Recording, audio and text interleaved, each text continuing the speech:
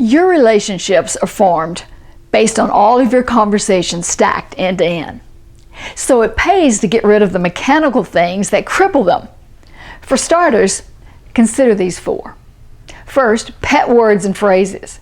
Some people use favorite words out of habit, regardless of whether they're appropriate in the context. These sound familiar? Awesome! Absolutely! Sounds good! Right on! Fabulous! Fantastic! Cool! Wow! Darling! Honey! Lousy! See if this conversation sounds familiar. Diego, we're planning to go to a movie tonight. Awesome! Diego, we may grab about to eat before we leave. Fantastic! Diego, I'll call you afterward to see what you plan to do for the weekend. Cool! Sounds good! Diego, will 8 o'clock be okay? Absolutely! Not exactly appropriate. So where does the responder go for really exuberant pet phrases when they run out? If such words or phrases start to just roll off of your tongue or almost cue themselves up from your computer screen, stop them. Become aware.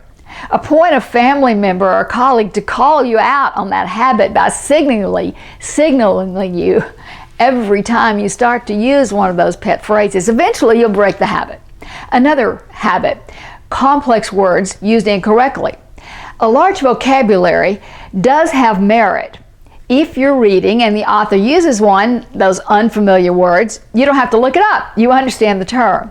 As an author or a speaker yourself, sometimes you want to convey a meaning that calls for a precise but uncommon word. Be glad that you have that precise word at your command. But using a complex, unfamiliar word for a simple idea and using it incorrectly damages you and it stalls the conversation. First, others in the conversation think, was that misused on purpose for a laugh? Or did they not know they misused that word? Should I correct them or just let it pass? Or obviously they garbled that, and did I miss the entire message? Or are they trying to impress me? Why?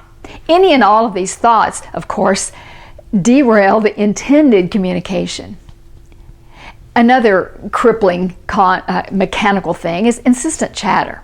Non-stop talking about insignificant things buries the significant information you have to contribute to that conversation.